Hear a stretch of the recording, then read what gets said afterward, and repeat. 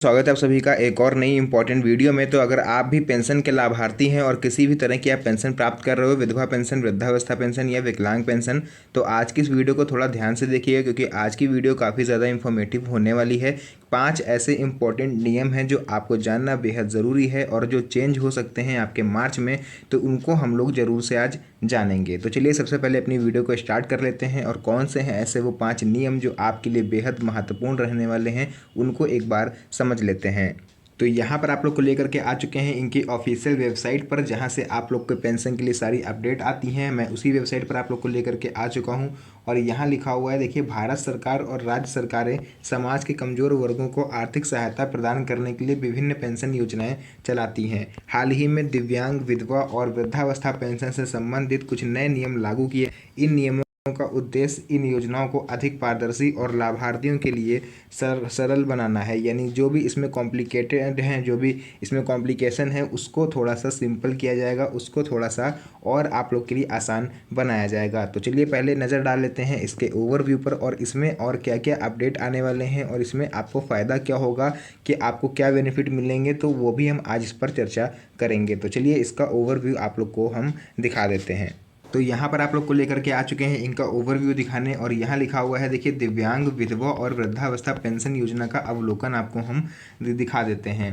तो योजना का नाम है जो, देखिए, दिव्यांग, विधवा और वृद्धावस्था पेंशन। इस नाम से आपकी योजना संचालित होती है जिसमें कि आपको पेंशन राशि आपके अकाउंट में पहुंचती है। लाभार्थियों की बात करें तो देखिए, लाभार्थी इसमें होते हैं दिव्यांग व्यक्ति, विधवा महिलाएं और वृद्ध नागरिक। ये तीनों ही इस योजना के लाभार्थी होते हैं।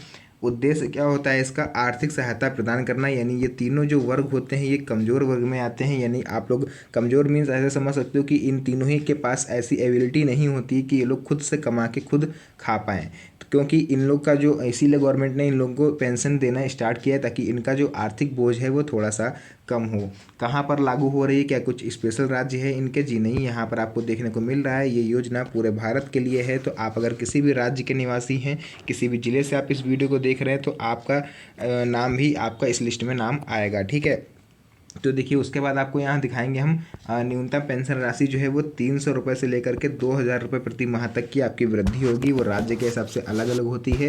अब ये डिपेंड करता है कि आप लोग किस राज्य के हो, क्योंकि जो पेंशन का जो आधा 50% जो हिस्सा है अनुदान है, वो आपकी जो स्टेट गवर्नमेंट होती है वो करती है। अब ये डिपेंड करेगा आपकी स्टेट गवर्नमेंट पर कि वो आपको अप्लाई करके जो परसेंटेज है उसको बढ़ा करके आपको पेंशन देती है या फिर पुराने नियम के हिसाब से ही आपको पेंशन देगी। तो ये डिपेंड करता है राज्य सरकारों पर।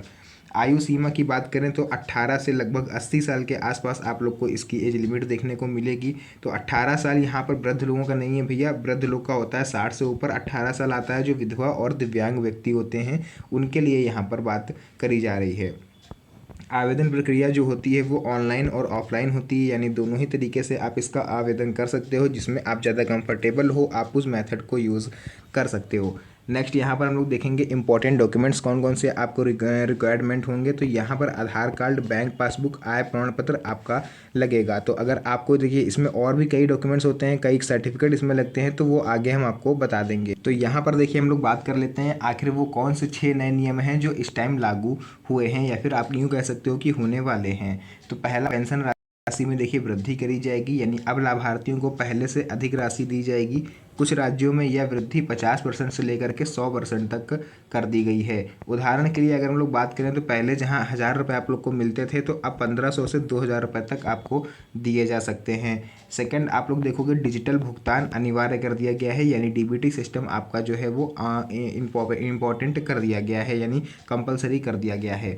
सभी पेंशन भुगतान अब डायरेक्ट बेनिफिट ट्रांसफ़र, यानी कि जो आपका डीबीटी होता है उसके माध्यम से आपके अकाउंट में किया जाएगा। यह कदम पारदर्शिता बढ़ाने और भ्रष्टाचार को रोकने के लिए उठाया गया है। यानी किसी भी तरह का इसमें भ्रष्टाचार ना हो, घोटाला ना हो, जिस वजह से परेशानी होती है आप सभी को, जिसमें आपकी 2-2 3-3 महीने की पेंशन फंस जाती है, आपके अकाउंट तक वो पेंशन नहीं पहुंच पाती। तो और इसमें देख लेते हैं जो 6 नियम हैं आखिर वो हैं कौन कौन से।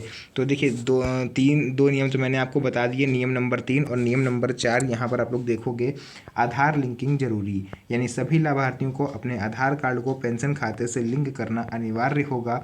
इससे फर्जी लाभार्थियों की पहचान समाप्त होगी। यानी कि आपको आपका जो आधार कार्ड है उसको आपको अपने पेंशन खाते से लिंक करना अनिवार्य है। यानी कि अगर आप अपने आधार कार्ड को अपने पेंशन खाते से लिंक नहीं करते हो, जिसको हम लोग डीबीटी सिस्टम बोलते हैं या ई-केवाईसी आप लोग बोल लो, तो उस केस में आपकी जो पेंशन राशि है वो आपके अकाउंट में ट्रांसफ़र नहीं करी जाएगी।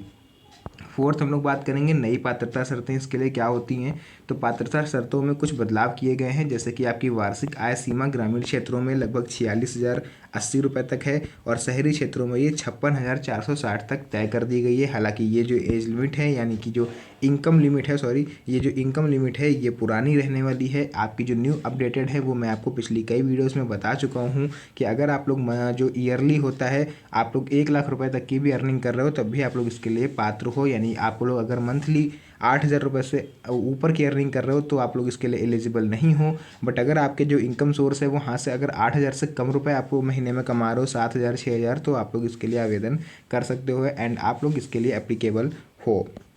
नेक्स्ट हम लोग यहाँ बात करेंगे rule number 5 and rule number 6 यहाँ पर क्या रहने वाला है। तो रूल नंबर 5 रहेगा जीवन प्रमाण पत्र आपको जमा करना अनिवार्य कर दिया गया है। यानी अब हर वर्ष लाभार्थियों को अपना लाइफ सर्टिफिकेट जो है वो जमा करना होगा। यह सुनिश्चित करेगा कि केवल जीवित व्यक्ति ही इस पेंशन का लाभ प्राप्त कर रहे हैं। नेक्स्ट यहाँ पर आपको बताएंगे 6 नंबर है ऑनलाइन आवेदन प्रक्रिया को प्राथमिकता। यानी कि अगर आप लोग ऑफलाइन आवेदन करते हो तो उसमें आपका डिले होना कंपलसरी है। यानी डिले तो आपका होगा ही होगा, ये आप मान के चलो, ठीक है, अगर आप ऑफलाइन की तरफ जाते हो तो।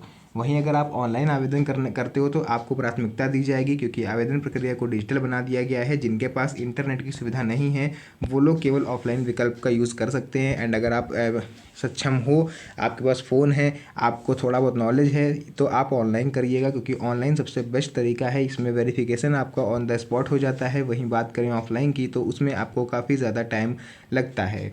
तो यहाँ पर हम आपको बताएंगे कि वर्तमान पात्रता मापदंड इसके क्या रहने वाले हैं। तो ये रहे इसके वर्तमान पात्रता मापदंड। यानी आवेदक जो है वो भारतीय नागरिक होना चाहिए। आयु सीमा जो है वो न्यूनतम 18 वर्ष, वृद्धावस्था पेंशन के लिए न्यूनतम 60 वर्ष। वहीं बात करें वार्षिक आय सीमा तो ग्रामीण क्षेत्रों में 46,080 है। इस पर आप लोग ध्यान मत दो, ये 1,00,000 रुपये तक की रहेगी, ठीक है, इसमें कोई परेशानी नहीं है। दिव्यांगता प्रतिशत न्यूनतम 50% होता है, जिसको अब 40% तक कर दिया गया है, तो ये आप लोग के लिए खुशखबरी है।